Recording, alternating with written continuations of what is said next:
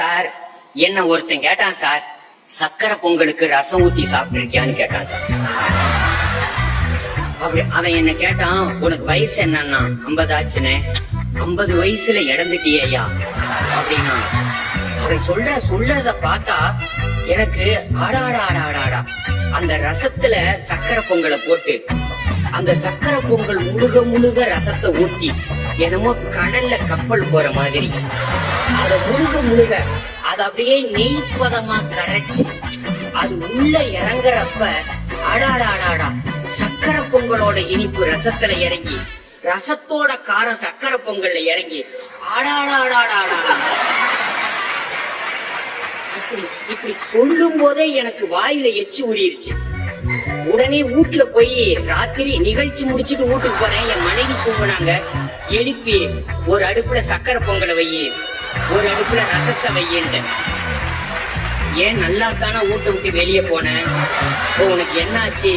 1 மணிக்கு வந்து ரசம் வையி சக்கரை பொங்க வையுங்கிற, ஏன் இப்படி வீட்டுல பொங்க வைக்கிற 1 மணிக்கு? அப்ப நான் இல்ல வையின்னு.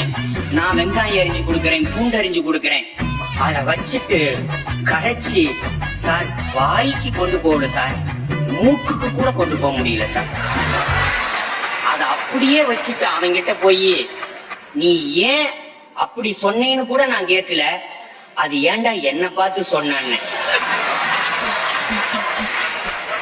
அவன் சொன்னான், நீ சாப்பிடுற அழக பார்த்தேன், நீ எதை வேணுமானாலும் சாப்பிடுவேன்னு எனக்கு தோணுச்சுன்னா.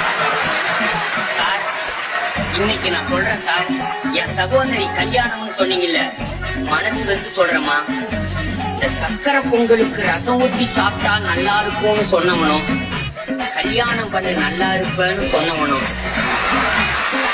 2 பேரும் ஒண்ணுதான் சார்.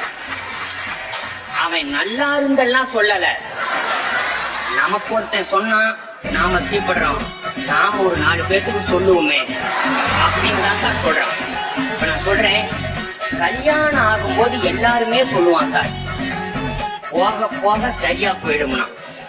ஆனா எவ்வளவு தூரம் போகணும்னு எவனுமே சொல்லல.